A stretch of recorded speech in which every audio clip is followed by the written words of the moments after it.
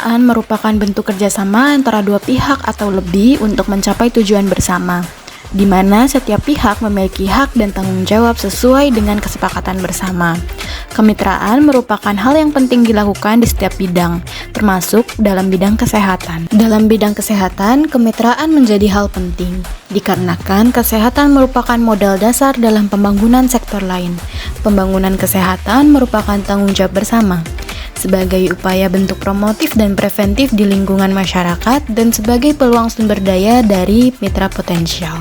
Tujuan dari kemitraan adalah meningkatkan status kesehatan masyarakat dan daya tanggap terhadap lingkungan dan masyarakat. Prinsip dasar kemitraan terbagi menjadi 3, yaitu kesetaraan.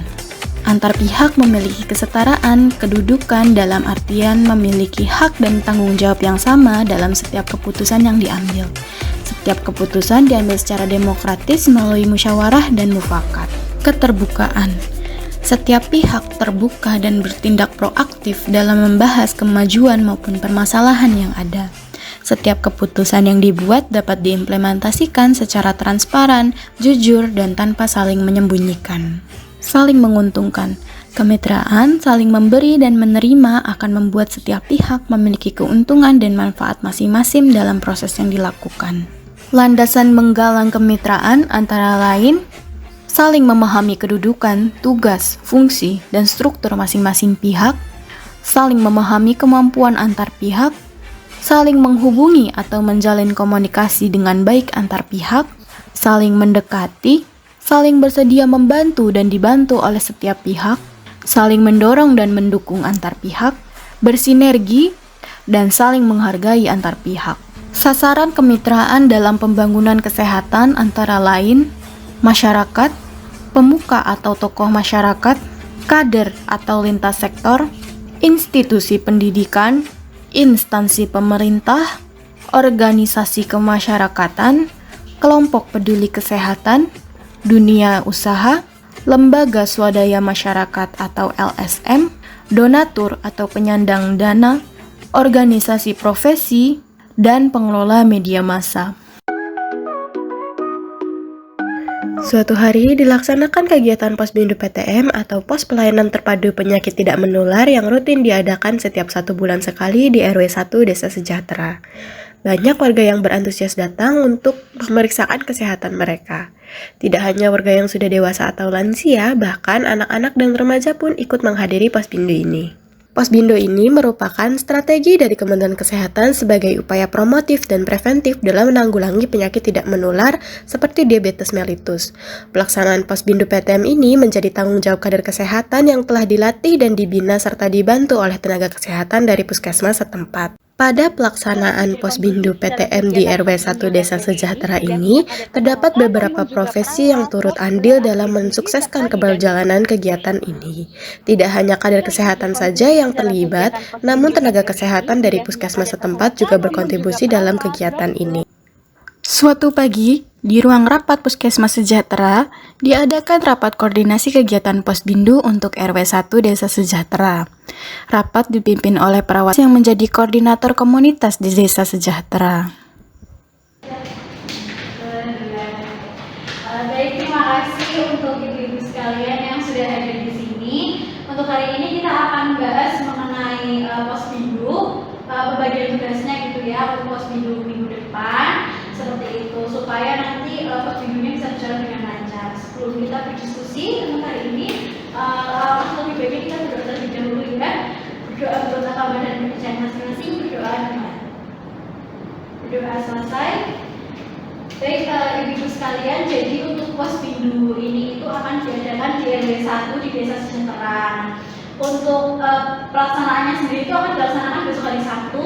Kemudian ini untuk Posbindunya ini rencananya akan ada beberapa kegiatan. Itu yang pertama ada pemeriksaan tekanan darah, kemudian ada pengukuran BDS, kemudian nanti ada konseling dan pemberian obat. Mungkin nanti bisa dilakukan oleh dokter. Kemudian nanti ada pengukuran antropometri. Kemudian yang terakhir itu nanti ada evaluasi gizi dari dietisiannya seperti itu. Nah, setelah itu nanti akan ada pembagian PMT juga untuk warga-warga yang sudah hadir di Posbindu ini. Nah, untuk itu kita mungkin sekarang bisa mendiskusikan ya ibu terkait dengan yang akan kita lakukan untuk Posbindu Untuk yang pertama, untuk pemeriksaan tekanan darah dan BDS-nya itu sendiri, kira-kira butuh berapa orang dan siapa saja yang bisa melakukan kira-kira? Ya mungkin saya sarankan ya untuk yang pemeriksaan tekanan darah itu bisa dilakukan oleh kader yang memang terlatih atau tidak bisa saja. Dan untuk yang pemeriksaan BDS ya tadi itu bisa dilakukan perawat aja sih, nurse, kalau bisa. Itu dulu ya, boleh ya. Ya saya setuju untuk tekanan darah nanti biar saya saja ya nurse, dan nanti untuk kadernya mungkin bisa di bagian presensi, PMT sama mungkin antropometri kayak berat badan dan tinggi badan. Jadi seperti itu, saya juga setuju ya. Nah, untuk pemeriksaan BDS tadi mungkin bisa langsung dari saya yang memeriksa. Ya betul, saya juga setuju. Nanti pada saat pembagian PNT saya juga mungkin akan memberikan konseling terkait dengan gizi juga. Baik, seperti itu. Nah, dari ibu sekalian semuanya sudah setuju ya. Berarti saya ingin menyimpulkan untuk pembagian peran besok di Posbindu ada satu Desa Sejahtera, itu saya sendiri sebagai perawatnya akan melakukan pengukuran BDS. Kemudian dari bidan desanya ini sendiri untuk melakukan pengukuran tekanan darah. Kemudian dari kader kesehatannya nanti akan mengukur antropometri, kemudian ada pemberian PMT serta nanti untuk presensi juga. Kemudian dari dokter nanti akan melakukan konsultasi kesehatan ya dok, dan juga pemberian obat-obatan yang sekiranya dibutuhkan. Kemudian dari ahli gizi nanti akan melakukan konsultasi dan juga konseling gizi seperti itu. Nah, nanti untuk pembagian tugasnya ini sendiri silakan untuk menjalankan dengan baik, dan nanti kalau misalnya ada butuh bantuan jangan sungkan-sungkan untuk meminta tolong pada rekan-rekannya juga ya. Dan untuk ibu bidan nanti saya minta tolong untuk bantuannya mengkoordinasikan peran dan tugas para kader posyandu ini. Baik, siap nurse. Nanti saya koordinasikan dengan para kadernya. Baik, terima kasih ibu sekalian. Nah, untuk rapat hari ini untuk Posbindu minggu depan ini sudah selesai. Sebelum saya tutup rapatnya, apakah dari ibu sekalian ada yang ingin ditanyakan? Saya cukup sih, saya juga cukup. Baik, jika sudah cukup, mungkin saya akhiri deh rapat untuk pagi hari ini. Terima kasih atas partisipasi dan kehadirannya. Selamat bekerja kembali. Terima kasih. Selamat sekali.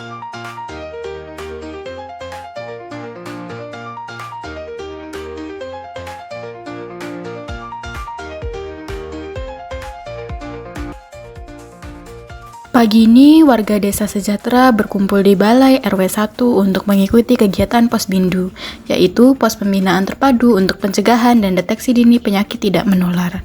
Kegiatan ini melibatkan tim kesehatan dari Puskesmas dan para kader kesehatan desa yang bekerja sama untuk memastikan warga mendapatkan pelayanan yang optimal. Dalam kegiatan Posbindu kali ini, kader RW 1 Desa Sejahtera berperan dalam mencatat kehadiran warga yang memeriksakan diri ke Posbindu dan melakukan pengukuran antropometri berupa berat badan, tinggi badan, dan lingkar perut. Tak hanya bidan dan kader kesehatan desa saja yang terlibat dalam kegiatan Posbindu kali ini. Para tim kesehatan komunitas dari Puskesmas Sejahtera juga berperan di dalamnya. Mereka terdiri dari seorang perawat yang memiliki peran untuk melakukan pemeriksaan gula darah sewaktu, sekaligus memberikan edukasi terkait penyakit tidak menular, khususnya diabetes. Seorang dokter yang memiliki peran sebagai tempat untuk berkonsultasi terkait masalah kesehatan dan memberikan resep obat sesuai dengan kondisi kesehatan warga.